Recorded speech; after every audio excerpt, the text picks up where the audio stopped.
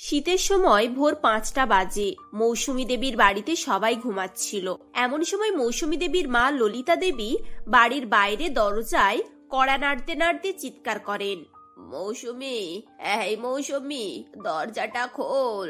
তোরা কি এখনো সবাই ঘুমাচ্ছিস নাকি রে? আরে কি হলোটা কি? দরজাটা খুলবি তো। বৌমা, ও নাথ বউ, বলি এই বাড়িতে এখনো ঝাঁট পড়েনি? এখনো কি তোমরা পড়ে পড়ে ঘুমাচ্ছ নাকি? এভাবেই প্রায় 15 মিনিট ধরে তিনি কড়া নাড়তেই থাকেন এবং চিৎকার করে সবাইকে ডাকতে থাকেন। ঘরের ভেতরে ঘুমের ঘোরে মৌসুমী দেবীর বড় বৌমা শিল্পা তার স্বামী বিজয়কে বলে, কই গো, শুনছো? একবার ওঠো না। ওটা কে বলো তো? কিভাবে চিৎকার চেঁচেমেচি করছে, মায়ের নাম ধরে ডাকছে। কি গো, উঠবে তো? কেউ বারবার ডাকছে, গিয়ে দেখো না কে। শিল্পা বিজয়কে ঘুম থেকে তোলার চেষ্টা করে, কিন্তু বিজয় ওঠে না, সে ঘুমিয়েই থাকে। এদিকে শিল্পার ঘুম ভেঙে গিয়েছিল এবং সে বিরক্ত হয়ে তার রুম থেকে বেরিয়ে ডাইনিং রুম হয়ে মেন গেটের দরজা খুলে দেখেন সেখানে মৌসুমী দেবীর মা ললিতা দেবী একটি বড় বস্তা নিয়ে দাঁড়িয়ে আছেন।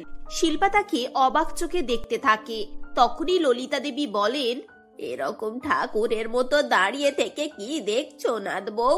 এই 1 ঘন্টা থেকে দাঁড়িয়ে দাঁড়িয়ে চিৎকার করে করে গলাটা আমার ফেটে গেল। তোমাদের তো কারোর কোনো হুঁশ নেই। আমি তো ভাবলাম তোমরা বুঝি বাড়িতেই নেই। তা তোমার শাশুড়ি কোথায়? উনিও কি এখনো ঘুমাচ্ছেন নাকি? এমন সময় পেছন দিক থেকে মৌসুমী দেবী বলেন, না মা, আমি তো উঠে চলে এসেছি। তুমি তো বলেছিলে তোমার ট্রেন সকালবেলা স্টেশনে আসবে। আমি তো 7টায় মনোজকে তোমায় আনতে পাঠাতাম। এত ভোর ভোর চলে এসেছো যে? 7টা তোদের কাছে সকাল, কিন্তু আমার কাছে ওটা দুপুর। সকাল বলেছি মানে 3টেই সকাল হয়ে যায়, বুঝলি? আর তোরা সবাই মিলে এখনো ঘুমিয়ে আছিস। শহরে এসে তোরাও যে শহরের মানুষদের মতো হয়ে গেছিস দেখতে পাচ্ছি। না না মা, তুমিও না, কি সব কথাবার্তা বলো? আমরা তো এখন সবাই উঠেই পড়ি। আসলে আজকে খুব শীত পড়েছে তো, তাই একটু বেলা অবধি ঘুমাচ্ছিলাম। তোরা এমন ভাবে বলছিস যেন শীত তোদেরকেই লাগছে। বলি, গ্রামে যখন থাকতিস তখন শীত পড়তো না নাকি শহরেই শীত পড়ে রে? যাই হোক, এখানে দাঁড়িয়ে দাঁড়িয়ে আমাকে বকাবি নাকি বাড়ির ভেতরেও নিয়ে যাবি বলতো? সেই 2 দিন আগে গাড়িতে উঠেছি, স্নান খাওয়া কিচ্ছুই হয়নি। ট্রেনে শুকনো মুড়ি ছাড়া আর তো কিছুই খাইনি আমি। তোর বৌমাকে বল গরম গরম পরোটা চা করে দিতে, আর একটু ভালো করে তেল গরম করে আনতে। সারা গা হাত ব্যথা হয়ে গেছে, একটু ভালো করে মালিশ করে দেয় যেন। হ্যাঁ মা, তুমি ভেতরে চলো, আমি এক্ষুনি ওকে বলে না তোমার জন্য গরম গরম খাবার তৈরি করে দিচ্ছি। কই গো শিল্পা, যাও তোমার দিদার জন্য পরোটা আর ঘন দুধের চা করে নিয়ে এসো। এ কি ধরনের জ্বালা রে বাবা! এক তো মাঝরাতে ঘুম ভাঙিয়ে হইচই শুরু করেছে, তার উপরে বলে কিনা গরম পরোটা চা করে নিয়ে আসতে। এখন আমি ঘুমের চোটে ভালো করে দাঁড়াতেই পাচ্ছি না, আর এনার এখন খেতে ইচ্ছে হচ্ছে। আরে এই বস্তাটাকে ভিতরে নিয়ে যা। এই তো ছেলেরা কই? ওদেরকে ডেকে দে, এটা ভেতরে নিয়ে যায় যেন। এরপর সবাই ভেতরে চলে যায় এবং শিল্পা অনিচ্ছা থাকা সত্ত্বেও রান্নাঘরে যায় এবং ললিতা দেবীর জন্য পরোটা চা করে নিয়ে ডাইনিং টেবিলে আসে। দিদা শাশুড়িকে খেতে দেয় আর বলে, আচ্ছা দিদা, তুমি এই বস্তাটা করে কি এনেছো গো? এতে কি তোমার কাপড় চোপড় আছে নাকি? শোনো, মেয়ের কথা শোনো। বলি, আমি গ্রামের মানুষ বলে কি আমার একটা কাপড় নিয়ে যাওয়ার ব্যাগ থাকতে পারে না? এই বস্তায় আমি তোমার শাশুড়িরা শ্বশুর মশাইয়ের জন্য ভুট্টার আটা আর আমাদের পাঞ্জাবের বিখ্যাত সর্ষের শাক এনেছি। রুটি দিয়ে শাক খেতে আমরা সবাই পছন্দ করি। আগে যখন তোমার বাবা মা পাঞ্জাবে থাকতো তখন ওরা সারা শীত আমাকে দিয়ে এই খাবার বানাতো আর খেত। আর আমি যখনই এখানে আসি তখনই আমার মেয়ের জন্য আর জামাইয়ের জন্য বেশি করে নিয়ে চলে আসি, যাতে করে ওরা বেশ কিছুদিন ধরে এই খাবার খেতে পারে। বৌমা, এতে যা শস্য আছে তাতে আমাদের এই শীত কেটে যাবে। আর সবগুলোকে তুমি ভালো করে পরিষ্কার করে ছোট ছোট এয়ার টাইট ব্যাগে করে ফ্রিজে রেখে দাও। 1.5 মাস তো আরামসে চলে যাবে। 1.5 মাস? তার মানে 1.5 মাস ধরে আমরা শুধু ওই শাক খাবো? আরে ধুর পাগল মেয়ে, শুধু শাক কেন খাবে? তোমার দিদা ভুট্টা এনেছে, সেই ভুট্টা গুলোকে আটা বানিয়ে রুটি হবে, আর সেই রুটির সঙ্গে ঘি মাখিয়ে আমরা সবাই খাবো। জানো তো এটা পাঞ্জাবের বিখ্যাত খাবার। সে তো জানি, কিন্তু আপনারা পাঞ্জাবের খাবার কেন খান এটাই তো বুঝতে পারছি না। শিল্পার কথা শুনে মৌসুমী দেবী এবং ললিতা দেবী হেসে ফেলে। শিল্পা অবাক হয়ে তাদের দিকে চেয়ে থাকে, সে কিছুই বুঝতে পারছিল না। এমন সময় শিল্পার ননদ তানিয়া সেখানে সে হাজির হয়। আরে দিদা, তুমি চলে এসেছো? বৌদি, তুমি জানো না দিদা পাঞ্জাবি? আসলে দিদার মা বাঙালি ছিলেন আর বাবা পাঞ্জাবি। এক্ষেত্রে দিদাও পাঞ্জাবি এবং মায়ের মধ্যেও পাঞ্জাবি খাবার দাবার রীতিনীতি এগুলো আছে। আর ছোটবেলা থেকে দিদার ওখানকার জিনিসপত্র খেয়ে আমরাও এখন পাঞ্জাবি হয়ে গেছি বলতে পারো। এভাবেই তাদের মধ্যে কথাবার্তা চলতে থাকে।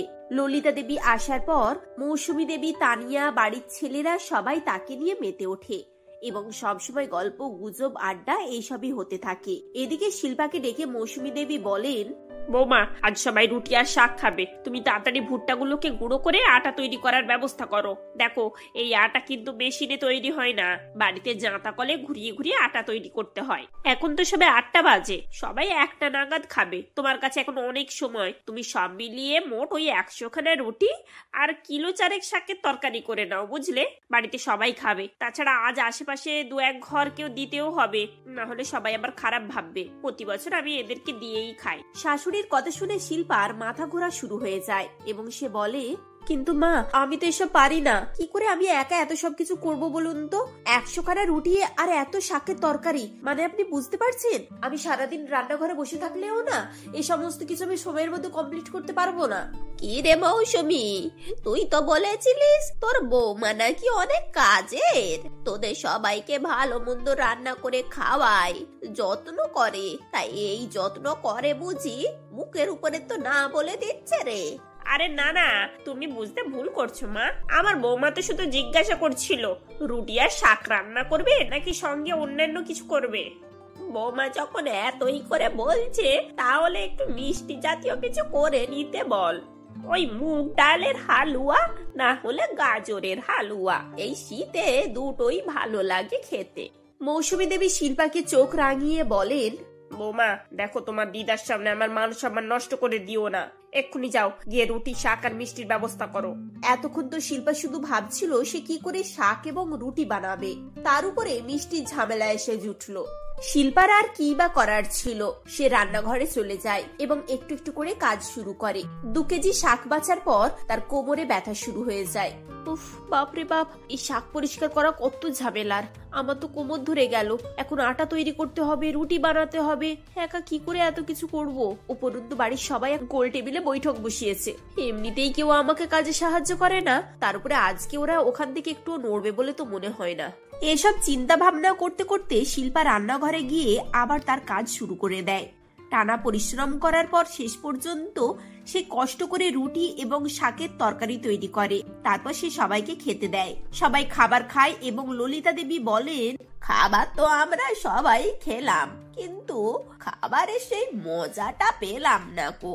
মৌসুমী, তোর বৌমা কিন্তু রান্না বান্না খুব একটা ভালো করে না। এক কাজ কর, ছোট ছেলের বিয়েটা দিয়ে দে, আর এমন মেয়ে দেখে বিয়ে দিবি যেন সে রান্না বান্না ভালো পারে। এসব কথা শুনে তার মন আরো খারাপ হয়ে যায়। সে এত পরিশ্রম করে সবার জন্য খাবার তৈরি করেছিল, সবাই তার সুনাম করা তো দূরের কথা, উল্টে তার দুর্নাম করছে। হ্যাঁ হ্যাঁ, আমিও দেখবো ছোট ছেলের বউ এসে কত রান্না করে খাওয়াই। এমন করছে যেন আমাকে এরা শুধু কাজের জন্যই এনেছে। আমি বাড়ির বউ নয়, একটা রাঁধুনি, শুধু রান্না করব আর এনারা খাবেন। এভাবেই শিল্পার 1.5 মাস কেটে যায়। 1.5 মাস কাটার পর ললিতা দেবী আবার দেশে ফিরে যান। পরের বছর শিল্পার ছোট যা রানী বাড়ির বউ হয়ে আসে এবং শীত পড়ার সঙ্গে সঙ্গেই ললিতা দেবী আবার বস্তা করে শাক নিয়ে এসে হাজির হয়ে যান। রানী, এবার প্রস্তুত হও। এতদিন তো বেশ ভালোভাবে শ্বশুর বাড়িতে সময় কাটিয়েছো, আসল পরীক্ষা তো এবার শুরু হবে। এবার থেকে রোজ 100টা রুটি আর 4 কেজি শাকের তরকারি রান্না করতে হবে। দিদি, তুমি তো আমাকে ভয় পাইয়ে দিচ্ছ। এত কিছু আমরা কি করে তৈরি করব? তুমি একা একা এত কিছু কিভাবে করতে গো? দেখো, রুটি তো তাও আমি কোনো রকমের চেষ্টা করে করে বানিয়ে নেব, কিন্তু শাকের তরকারি, ওরে বাবা, অত শাক বসে বসে আমি পরিষ্কার করতে পারবো না। তুমি শাকের তরকারিটা রান্না করো। ঠিক আছে, তাই হবে। অন্তত যে কোনো একটা কাজের বোঝা তো আমার উপর থেকে কমবে। পরের দিন থেকে দুই বৌমা রুটি আর শাকের তরকারি বানানো শুরু করে। প্রথম কয়েকদিন রান্না বান্না করার পর তারা অস্থির হয়ে ওঠে। দুজনের পক্ষে এত পরিশ্রম করা সম্ভব হচ্ছিল না। এভাবে 15 দিন কাটে এবং দুই বৌমা মিলে ঠিক করে তারা আর রান্না বান্না করবে না এবং দুজনেই নিজের নিজের ব্যাগপত্র গুছিয়ে বাপের বাড়িতে চলে যায়। এদিকে শ্বশুর বাড়ির লোকেরা সমস্যায় পড়ে যায় এবং ললিতা দেবীর ইচ্ছা অনুযায়ী মৌসুমী দেবী এবং তানিয়াকে খাবার রান্না করতে হয়। 2 ঘন্টার মধ্যেই দুই মা মেয়ে অস্থির হয়ে যায়। মা, 20টা রুটি আমার হয়ে গেছে, আমি আর একটাও রুটি করতে পারবো না। এই রুটি করা খুব ঝামেলা। তোমরা 2টো করে রুটি খেয়ে জল খেয়ে দিও, আমার পক্ষে আর সম্ভব না। তুই ঠিকই বলেছিস, আমি তো এইটুকু শাক বাছতে বাছতে বিরক্ত হয়ে উঠলাম। এটা রান্না করে ফেলি, আমার দ্বারাই আর শাক বাছা সম্ভব নয়। এবার বুঝতে পারছি আমরা বৌমাদেরকে কত চাপের মধ্যে রেখেছিলাম, সেজন্যই তোরা বাড়ি ছেড়ে চলে গেছে। মা, এসব খাওয়া দাওয়া এবার বন্ধ করো। আমরা যেমন সাধারণভাবে খাচ্ছিলাম সেরকমই ভালো। কালকে আমরা বৌদিকে ফিরিয়ে আনবো। এই বলে তারা পরের দিনই দুই বৌমাকে বাড়ি ফিরিয়ে আনে এবং সেদিনকার পর থেকে পাঞ্জাবি রুটি ও শাকের তরকারি খাওয়া সারা জীবনের জন্য বন্ধ হয় এবং দুই বৌমা শ্বশুর বাড়িতে সুখে শান্তিতে সংসার করতে থাকে। এটা ছিল সেন্ট্রাল পার্ক ইউনিয়ন ক্লাবের ঘটনা, যেখানে ক্লাব কর্তৃপক্ষ 31st নাইট পার্টির আয়োজন করেছিল। ওই পার্টিতে নামি দামি লোকেরা ইনভাইটেড ছিল। তাদের মধ্যে প্রধান অতিথি হিসেবে ইনভাইটেড ছিলেন ক্রিস মেহত্রা, যিনি ছিলেন শহরের সবথেকে নামকরা ব্যবসায়ী রাজ মেহত্রার ছেলে। পার্টিতে সকলেই এক এক করে আসতে শুরু করেছিল। এরপর কিছুক্ষণ পর ক্রিস সেখানে এসে উপস্থিত হয়। তারপর, স্যার স্যার আসুন, আপনাকে অনেক ধন্যবাদ আমাদের এখানে আসার জন্য। আপনার জন্য আজকের পার্টি আরো বেশি আনন্দময় ও জমজমাট হয়ে উঠবে। আরে না না, ঠিক আছে, ধন্যবাদ দেওয়ার কিছু নেই।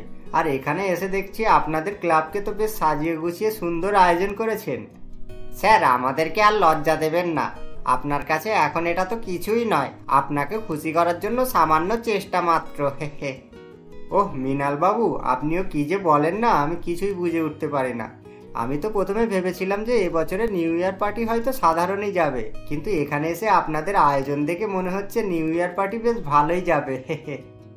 এভাবে ক্রিস ক্লাব কর্তৃপক্ষের সাথে কথা বলতে থাকে। ক্রিসকে দেখতে অনেক হ্যান্ডসাম এবং সুন্দর ছিল, আর সে কোটিপতির ছেলে হওয়ায় প্রায় সব ছেলেমেয়েরাই তার সাথে সেলফি এবং ইন্ট্রো করতে আসে। এরই মধ্যে একটি মেয়ে বলে, হাই, আমি দিয়া, আমি কি তোমার সাথে একটা সেলফি নিতে পারি? Oh of course, why not, come here. ক্রিসকে নিয়ে সকলেই বেশ আনন্দ করছিল। এভাবেই ক্রিসকে নিয়ে সকলে বেশ আনন্দ করছিল। এরপর সোনাম সেখানে এসে উপস্থিত হয় এবং সোনাম বলে, hi Chris, how are you baby? কখন এলে তুমি? সরি বেবি, আমার একটু লেট হয়ে গেল।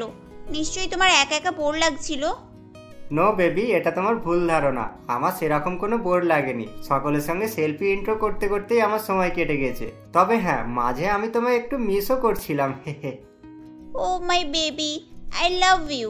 এই তো আমি এসে গেছি, এখন আমরা দুজন মিলে অনেক এনজয় করব। এভাবেই সোনাম আর ক্রিস কথা বলতে থাকে। তখন পাশে একটি মেয়ে বলে, হেই ক্রিস, এটা তোমার গার্লফ্রেন্ড নাকি? হ্যাঁ, সেটা আবার বলতে হয় নাকি? দেখতে পাচ্ছ না এত সুন্দর স্মার্ট মেয়ে, তাই এখন এটা আমার গার্লফ্রেন্ড হবে না তো কি হবে? আর এনিওয়ে, এর নাম সোনাম। এটা আমার হবু বউও বলতে পারো, কারণ কয়েকদিন পরই আমরা বিয়ে করছি। তারা যখন এভাবে কথাবার্তা বলছিল, তখন পূজাও সেখানে উপস্থিত ছিল। তখন ক্রিসের চোখ পূজার দিকে পড়তেই ক্রিস সোনামকে বলে, এই সোনাম, এদিকে শোনো। ওই কালো কুলটি পূজা এই পার্টিতে এসে কি করছে? ও কার সঙ্গে এখানে এসেছে? ওকে তাড়াতাড়ি এখান থেকে পাঠাও, আমার দেখেই কেমন হচ্ছে। আরে ও আমার সাথে এসেছে, বাবা ওকে জোর করে আমার সাথে পাঠালো। ডিসগাস্টিং।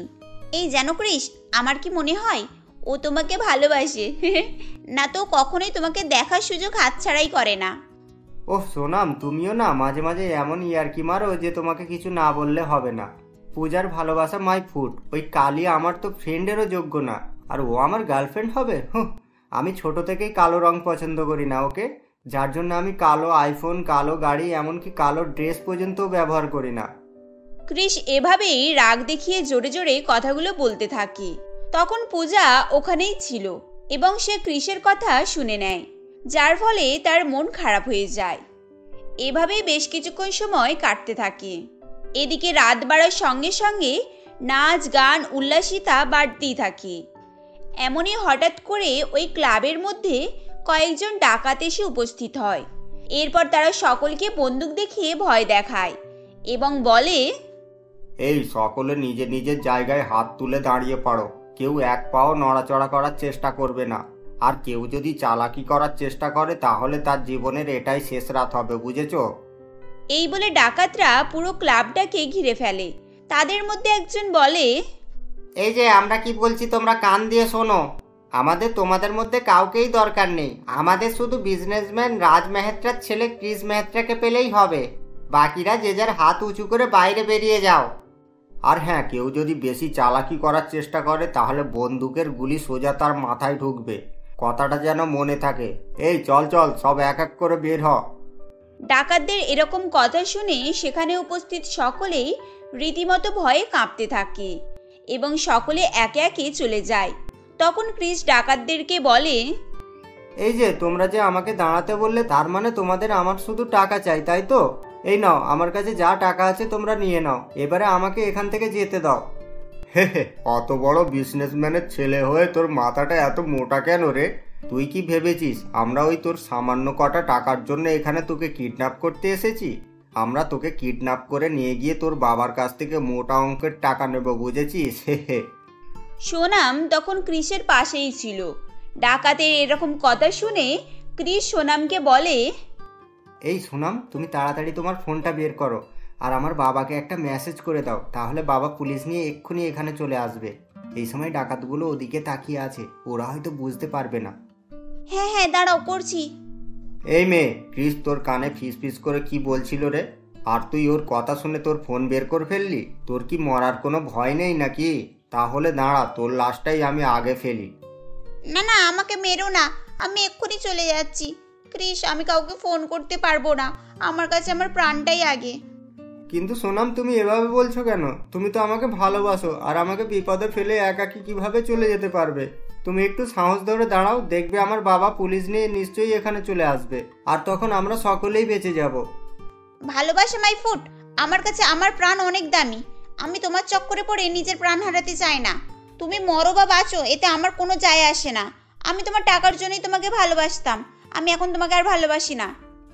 এভাবেই বলে সোনাম সেখান থেকে চলে যায়। এক এক করে সকলে সেখান থেকে চলে গেলে ক্রিস অনেকটা ভয় পেয়ে যায়। এসবের মাঝে পূজা একটা টেবিলের আড়ালে লুকিয়ে তার বাবাকে সমস্ত ঘটনা জানিয়ে দেয়। ডাকাত দলের মধ্যে সেই সময় একজন পূজাকে সেখানে লুকিয়ে থাকতে দেখে ফেলে। তখন, আরে গুরু, এই দেখো, এখানে একটা মেয়ে লুকিয়ে বসে আছে। যেখানে আমরা সকলকে বাইরে চলে যেতে বলেছি, এখানে কি জন্য আছে কি জানি।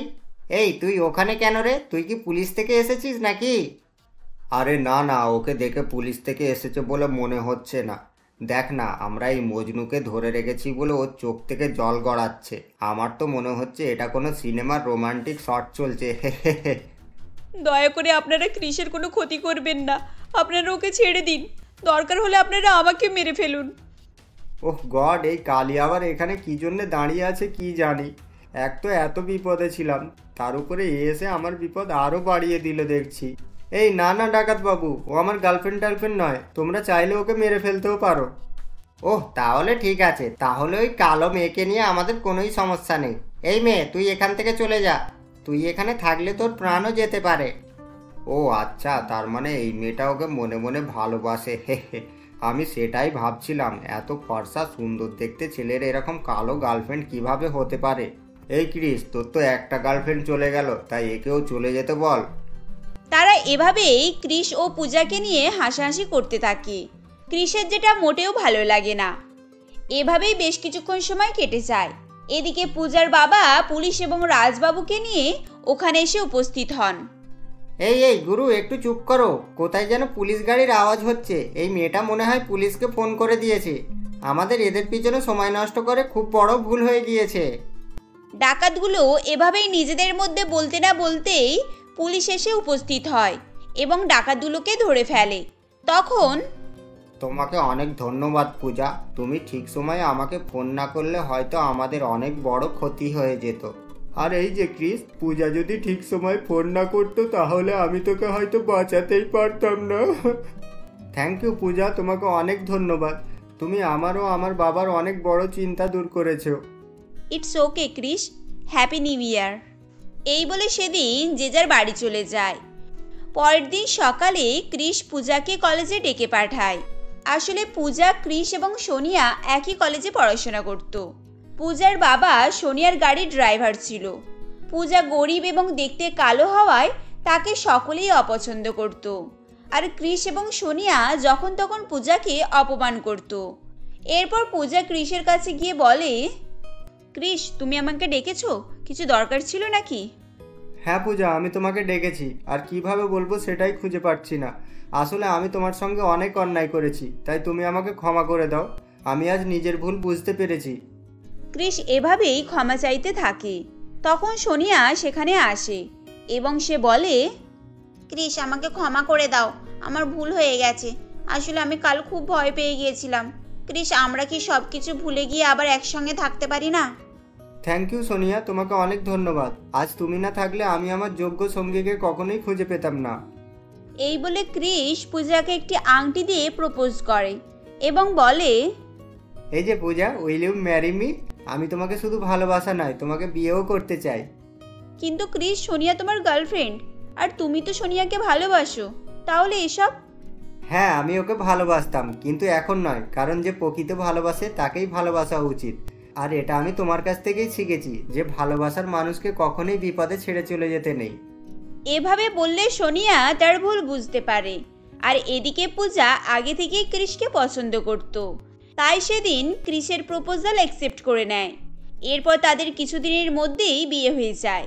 এভাবেই তারা দুজনের নতুন বছরের নতুন জীবন শুরু করে।